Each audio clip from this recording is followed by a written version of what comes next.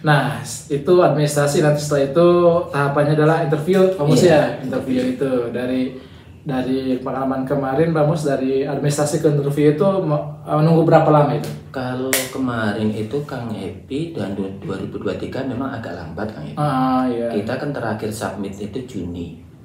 Juni, Nah, betul. Juni, Juli, Agustus sudah kuliah, September baru Agustus akhir baru wawancara, September baru pengumuman. Oh, Lama. pas wawancara Agustus apa Juli ya kemarinnya?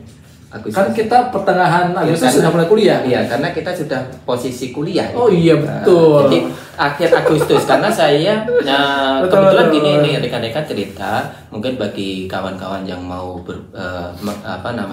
fokusnya ke PPI, saran saya itu tadi. Tahun ini biasanya kan bulan April Mei itu ada rilis gitu kan. Ada pengumuman penerimaan itu, silakan dicermati, nanti mungkin kita juga Kang Epi melalui channelnya nanti akan menginformasikan juga.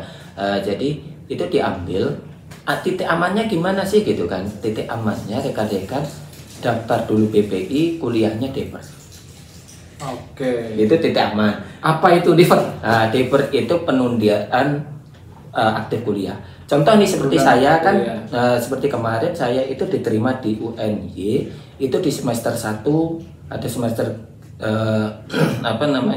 ganjil, di semester ganjil 2003-2004. Jadi ketika saya kemarin saya tidak ngambil defer ya, karena ada beberapa kawan-kawan kita di WBB ini yang ambil defer, ambil aman. Amannya gimana? Karena itu tadi di bulan Juni, ya kan?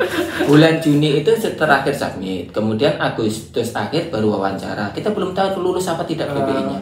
Sedangkan jadi yang bikin tidak aman itu maksudnya khawatir nggak lulus gitu ya? Itu.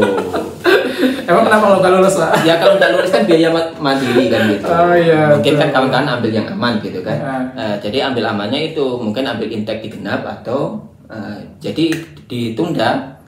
Harusnya masuknya di semester ganjil di Agustus itu ngambil nanti komunikasi dengan kampusnya, ngambil minta defer penundaan aktifnya di genap di Februari. Jadi itu kan grafik gitu kan.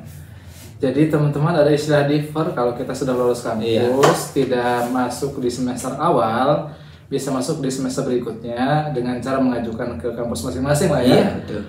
Nah, kira-kira Pak Mus kebijakan defer ini semua kampus ada nggak sih gitu? Kalau perkiraannya berdasarkan beberapa kemarin, memang kalau saya katakan semua ada, nggak ada juga. Ada juga. Kan karena kemarin ada beberapa rekan-rekan kita PPI yang nasional itu ada beberapa kampus yang tidak memfasilitasi itu. Oh iya. Tapi kalau katakan secara garis besarnya, angka besarnya, persentase besarnya itu ada fasilitas itu. Ada. Nah, kalau menurut saya bagaimana mensiasati itu ya nanti rekan-rekan bisa diskusi dengan saya misalnya mau masuk kemana, oh ada kawan saya ndak situ atau di kampusnya ada, bisa dihubungi di konfirmasi awal, bisa ndak nanti kalau saya ini minta defer kan gitu. Jadi dari awal kita sudah prepare gitu kan. Jangan sampai nanti ternyata yang mau ngambil nih kampus yang dekat dengan keluarga atau dekat dengan mertua gitu kan. Oh ternyata tidak bisa ngasih opsi defer, ya itu mau tidak mau harus masuk di semester awal dengan kepastian BPI-nya belum tahu diterima apa tidak. Dan kita harus bayar uang dulu ya ke harus kampus. register dulu kan gitu. Walaupun nanti diganti sama BPI, tapi kita harus bayar dulu teman-teman, karena itu syarat mendapatkan NIM ya, nomor induk mahasiswa di kampus. Dan ini berlaku nggak ya untuk S1 ya, setelah kita S2 S3 aja ya? Kalau kita belum dengar S1 ya? Kalau S1 kita enggak dengar juga. Dengar ya. Jadi sepertinya sepengetahuan kita defer itu hanya untuk S2 S3. Itu pun catatan tadi tidak semua kampus mungkin ya berlaku seperti itu. Karena ada kampus yang bahkan defernya pun ada beda-beda juga rekan-rekan. Ada yang membolehkan 1 semester, ada yang membolehkan setahun gitu ya. Jadi dicek lagi masing-masing kampus rekan-rekan yang nanti kampus yang dipilih. Nah, jadi itu menarik, ada istilah defer juga nih. Jadi sekali lagi, korek-korek informasi nih bagi yang ikut BPI, kemudian juga ternyata belum dapat pengumuman, lulus tidaknya, tapi dia sudah harus kuliah. Nah, jadi bisa defer ya kalau mau, kalau enggak ya tak masalah juga. Bahkan kebijakan UNY tahun 2024 ini ada program khusus differ ada pengambilan differ. Differ. Jadi bagi yang mau differ nih, mereka yang lolos kemudian pengen nunda kuliahnya semester yang akan datang, itu ada jalur khususnya. Kalau kemarin belum ada ya, gitu ya.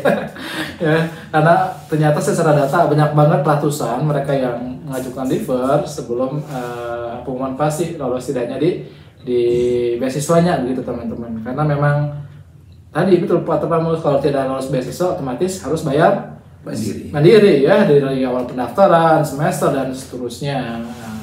Nah, rekan-rekan sekalian, itu masalah differ ternyata ini di luar prediksi kita nih. Pak Mus, bahasan differ memang ternyata harus perlu disampaikan juga nih, pentingnya masalah differ. Tapi Pak Mus kemarin gak differ ya? Enggak. Oke, rekan-rekan sekalian, itu syarat administrasi sudah disampaikan tadi. Terkait masalah tugas belajar tadi disampaikan Pak Mus, kira-kira seperti apa nih tugas belajar Pak Mus? Karena kan tugas belajar ini wajib bagi PNS ya, seperti Pak Mus juga. Mungkin bisa cerita ke teman-teman yang nanti PNS juga. Untuk rekan-rekan, itu tadi alurnya untuk mengurus tugas belajar, silakan nanti rekan-rekan bisa berkomunikasi dengan bisa dinas pendidikan di bagian kepegawaian, atau langsung kalau tempat saya itu badan pengembangan BKPSDM. Jadi ada yang Badan Kepegawaian Sumber Daya Manusia. Ada yang BKD, ada yang jadi yang bagian itu gimana nanti bisa ditanyakan persyaratannya apa. Biasanya secara umum itu persyaratannya ada rekomendasi dari pimpinan, kemudian pimpinan instansi. Kalau kita berarti di dinas pendidikan. Memang kalau dari sekolah tetap harus ada, kita melalui kepala sekolah dulu, jangan nanti tahu-tahu ke dinas. Ntar saya potong. Pak Mus kan ini kepala sekolah nih, jadi gimana nih jalurnya nih? Kalau saya sekolah dinas ya. Kalau saya langsung ke kepala dinas. Kepala dinas nih, para kepala sekolah nih ya, kepala sekolah nih. Jadi langsung ke kepala dinas, dia tidak memberikan surat izin untuk dirinya sendiri. Iya. Tapi langsung ke kepala dinas itu ya. Itu yang membedakan antara guru dengan kepala sekolah ya. Nah, kalau guru kan harus dari kepala sekolah. Jadi langsung nanti ke kepala dinas mendapatkan itu, karena ada di samping rekomendasi ada juga nanti beberapa hal, termasuk rekan-rekan ketika nanti sudah fix di BPI itu kan perkuliahannya meninggalkan lokasi, meninggalkan tempat kerja tempat kerja, apalagi yang PNS ini, yang PNS dia kan mendapatkan tunjangan fungsional guru. Betul. Nah, itu harus diberi, nanti harus mendapatkan pemberhentian sementara fungsional.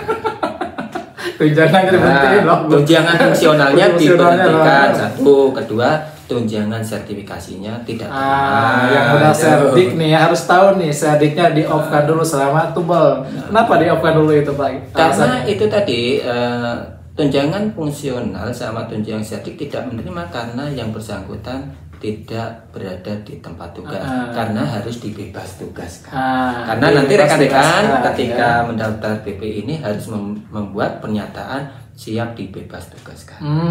Ya kan? Itu loh, hati-hati loh, di BPI ada pernyataan bahwa ketika dia belajar, ketika dia mendapatkan beasiswa ini, dia nggak boleh ngajar gitu. Ya harus bebas, walaupun serdik nih misalnya nih online aja deh itu ya, hati-hati loh. Ini pelanggaran ya teman-teman ya, karena kan salah satu syarat untuk dapat serdik ya, tunjangan serdik ya harus ngajar gitu kan. Nah, jadi alurnya tadi dari guru ke kepala sekolah ke BKD atau ke BKPSDM ya untuk mengajukan tugas belajar ya. Nah, kira-kira itu kemarin pengalaman Pak Mus prosesnya ribet nggak sih atau lama nggak sih gitu? Kalau saya karena saya tidak lama, tapi pengalaman juga kemarin kan kebetulan saya satu kabupaten saya itu yang BPI ada 3 orang. Satu kabupaten 3 orang? Iya. Lulus BPI.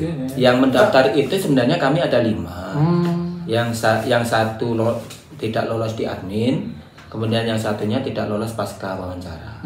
Jadi masih 3 ini saya kebetulan kemarin jabatan tambahannya kepala sekolah. Kemudian ada 2 rekan saya ini guru SD. Cewek, yang satunya di Malang, yang satunya di Unesa. Oh, beda-beda kota ini. Ambilnya MP semua. Kenapa nggak kompokan satu saja sih? Ya, waktu itu kita tahunya itu malah bukan tahu dari awal gitu loh, tahunya sudah sudah masuk, maksudnya masuk submit menjelang wawancara apa itu baru tahu, oh ini ikut gitu loh. Ceritanya seperti itu sebenarnya. Coba kalau di area misalnya jadi ini ya satu janjian gitu satu kampus. Jadi karena saya kan lebih awal ngurusnya, kemudian kawan-kawan itu sudah agak ke belakang. Tapi secara keseluruhan tidak ada masalah kok.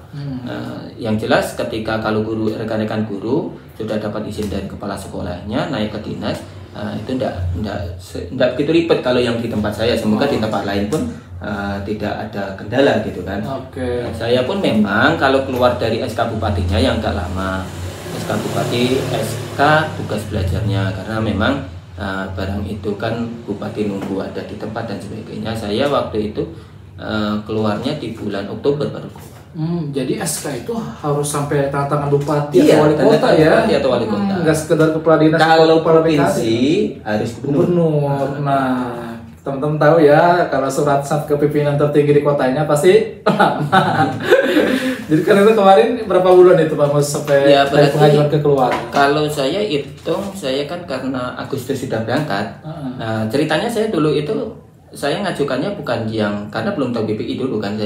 Saya tahunya saya harus berangkat karena saya ngambil kuliah S2 dengan tugas belajar.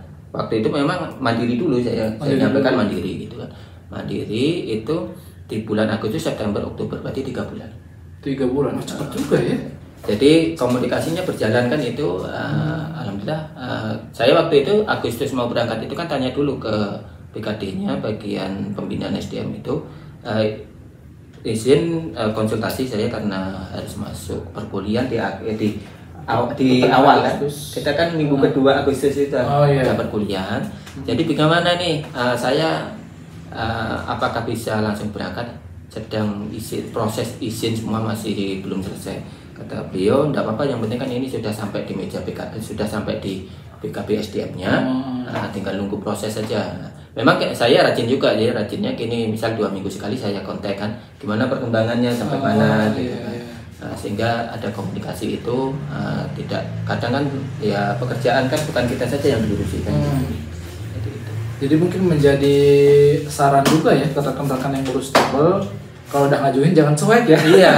Harus sering cross check teman-teman ya, sering tanya gitu kan, biar kita tahu perkembangannya gitu. Biar cepat juga keluar, soalnya kan hal tersebut merupakan legalitas kita sedang meninggalkan tugas kita, diganti tugas pengajarnya, tugas manajemen sekolah jadi kepala sekolah, diganti ke tugas belajar ya, namanya tugas belajar tubel. Dan itu kita tenang gitu karena sudah legal bahwa kita menjalankan tugas dengan cara yang halal gitu. Iya.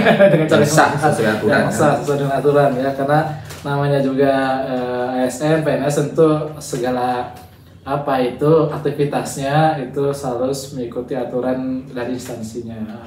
Itu teman-teman yang masalah tubel kalau belum paham juga atau yang ditanyakan atau bahkan curhat, silakan tulis di kolom komentar, nanti kami respon dengan chat, atau barangkali teman-teman butuh penjelasan melalui video, nanti bisa kita bukakan lagi penjelasan melalui videonya ya.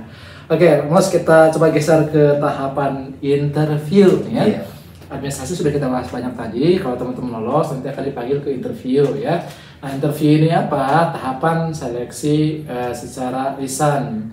Atau Pak Mus saja deh. Kira Pak Mus, apa sih yang dilakukan saat interview itu, kita ngapain dan harus seperti apa dan seterusnya lah masa interview. Oke, mungkin gini sebelum interview Kang Happy. Di administrasi tadi kita ada yang tidak tadi lupa, ada kita tidak singgung.